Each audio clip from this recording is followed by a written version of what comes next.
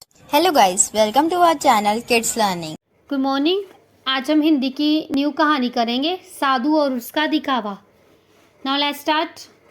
एक बार एक साधु नदी पार करने के लिए नदी के किनारे पहुंचा।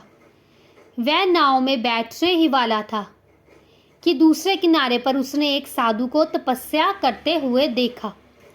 दूसरे साधु पर अपना रोब जमाने के लिए वह नाव से नदी पार ना करके अपने तप के बल से पानी के ऊपर चलते हुए नदी के दूसरे किनारे पर पहुंचा।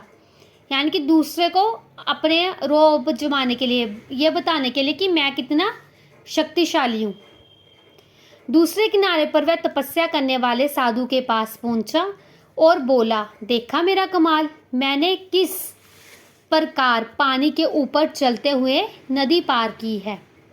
हाँ, मैंने देखा। आपने ये कहाँ से सीखा? दूसरे साधु ने नम्रता से कहा, यानी कि प्यार से उसने पूछा कि आपने ये कहाँ से सीखा है पानी में चलना, है ना। इसके लिए मैंने बहुत मेहनत की है। मैंने लंबे समय तक तपस्या करके भगवान से ये शक्ति प्राप्त की है, पहले साधु ने कहा। फिर आपने अपनी इस शक्ति को व्यर्थ ही नदी पार करने में खर्च किया, क्योंकि इस नदी को तो आप केवल 10 रुपये देकर भी पार कर सकते थे।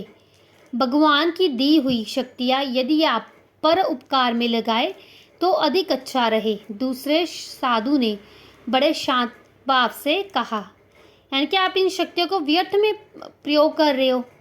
आप तो 10 रुपये दे के ये नदी आसानी से पार कर सकते थे, आपने अपनी शक्ति का दुरुपयोग किया। यह सुनकर पहले साधु को अपनी भूल पर पश्चाताप हुआ।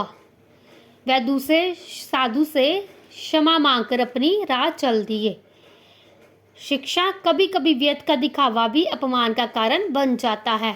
वो उसको अपना दिखाने आया था, रोब जमाने आया था, बल्कि रोब जमाने की वजह उसका खुद का अपमान हो गया। इसलिए हमें कभी भी दिखावा नहीं करना चाहिए किसी के सामने भी।